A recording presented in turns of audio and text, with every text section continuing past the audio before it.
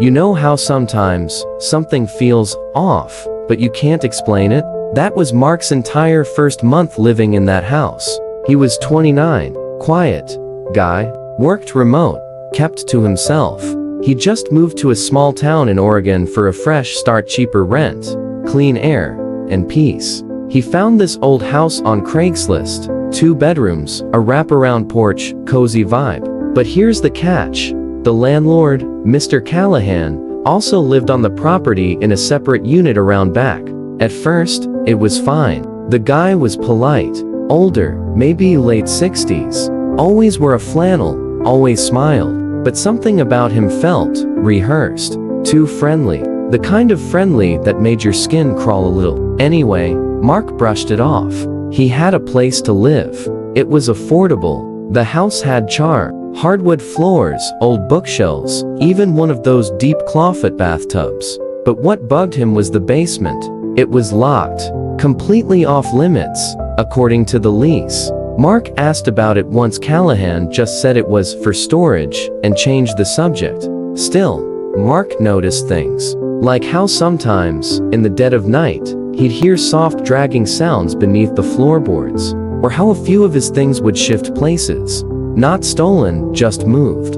His toothbrush, his socks, even his cereal box. One night, he wakes up at 2:47 a.m. to a metallic clinking sound like chains coming from the vent, and that was it. Curiosity turned to fear. Mark decides to get answers. The next day, he waits for Callahan to leave for town, then grabs a screwdriver and heads for the basement. Doors old but not reinforced, pops open after a few minutes of work. What he finds? A staircase leading to pitch black. He uses his phone flashlight and descends, and instantly regrets it. The basement isn't a storage room. It's a watching room. Walls covered in photos, blurry ones taken from inside the house. Of him, sleeping, eating, changing, reading. Every angle, every moment. There's a table with labeled notebooks.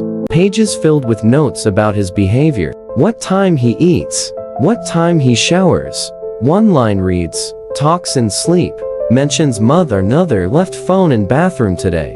Good opportunity. At the far end of the basement is a glass panel. Behind it, another room, with a bed, and shackles, bloodstains on the mattress, and a pair of boots, not Mark's. He bolts, calls 911 from a neighbor's porch. Police arrive.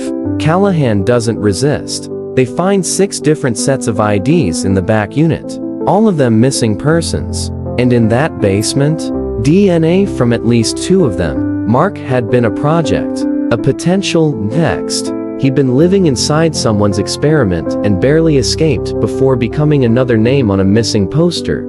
Subscribe for more real stories that sound like horror movies, because sometimes the creepiest monsters don't hide under your bed. They live in the unit out back.